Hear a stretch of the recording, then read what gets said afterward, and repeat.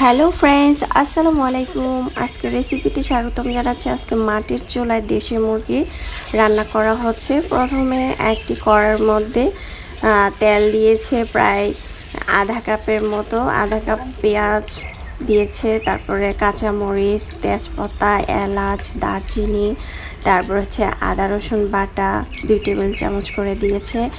এখন এটা পেঁয়াজের সাথে কিছুক্ষণ ভেজে নিয়েছে, প্রায় 4 থেকে 5 মিনিটের মতো। তারপরে এখানে কিছু গুঁড়া মশলা দিয়েছে, হলুদের গুঁড়া, মরিচের গুঁড়া, ধনিয়ার গুঁড়া, জিরার গুঁড়া দিয়েছে। আর গ্রামের বাড়িতে কিন্তু ধনিয়া আর জিরাটা কিন্তু বেটে খাওয়া হয়।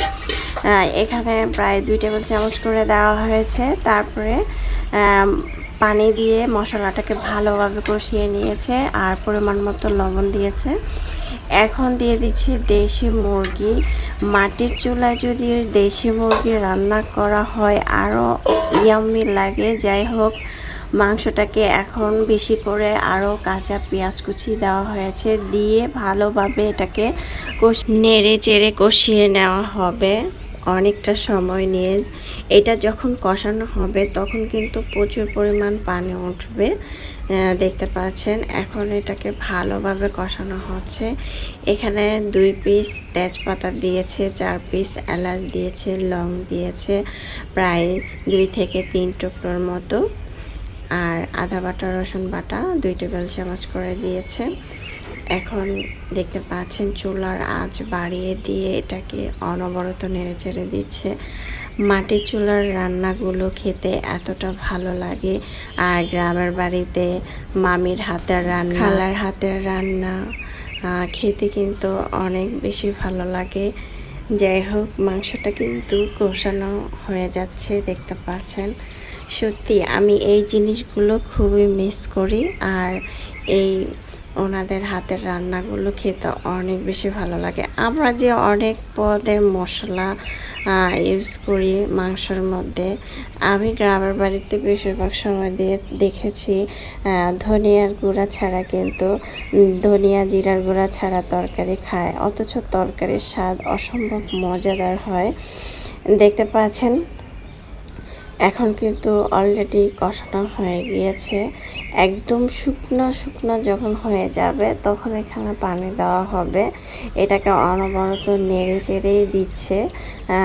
মাটির চুলা যেহেতু, চুলার আঁচ বাড়ানো, নিচে দিয়ে যাতে লেগে না যায়, তাই অনবরত নেড়ে চেড়ে দিচ্ছে। আর এটার মধ্যে কিন্তু পানি দেওয়া হয়েছে প্রায় 2 থেকে 3 কাপের মতো। 3 কাপ দিয়ে ঢাকনা দিয়ে ঢেকে রাখা হয়েছে। এটা একদম ভুনা ভুনা করা হবে। এখানে কিন্তু প্রথমে 1 কাপ পেঁয়াজ কুচি দিয়ে তারপরে কিন্তু এটাকে কষানো হয়েছে। তারপরে আরও 1 কাপ পেঁয়াজ কুচি দেওয়া হয়েছে, দিয়ে এই যে কষানোর পরে যখন মাংসটা লাল লাল হয়ে আসছে তখন কিন্তু এখানে পানি দেওয়া হয়েছে। এখানে 2 কাপ পানি দেওয়া হয়েছে। 2 কাপ পানি দিয়ে এটা ঢাকনা দিয়ে ঢেকে রাখবো প্রায় 5 মিনিট। 5 মিনিট পর চুলার আঁচটা কমিয়ে দিবে। আর ঝোলটা কিন্তু একেবারে শুকানো হয়ে যাবে, মানে একেবারে শুকনো শুকনো হবে, দেখতে পাচ্ছেন। একদম মাখা মাখা হবে, যেহেতু দেশি মুরগি ভুনা ভুনা করছে। খেতে অনেক বেশি মজা হয়েছিল। আশা করছি আজকের রেসিপিটা আপনাদের অনেক বেশি ভালো লেগেছে। যাই হোক, গ্রামের রান্নাটা আমার কাছে অনেক ভালো লাগে। আর কীভাবে রান্না করে সেটা আপনাদের সাথে আমি শেয়ার করলাম। আশা করছি আপনাদের অনেক বেশি ভালো লাগবে। লাস্ট টাইমে এখানে ভাজা জিরার গুঁড়া দিয়ে তারপরে মাংসটাকে উঠিয়ে পরিবেশন করা হবে। দেখতে পাচ্ছেন মাংসের কালারটা, রাতের বেলা রান্না করা হয়েছে, মাংসের কালারটা ভালো করে দেখা যাচ্ছে না, কিন্তু মাংসটা খেতে অনেক বেশি মজা হয়েছিল। আশা করছি ভালো লেগেছে। ভালো লাগলে একটি লাইক দিতে ভুলবেন না।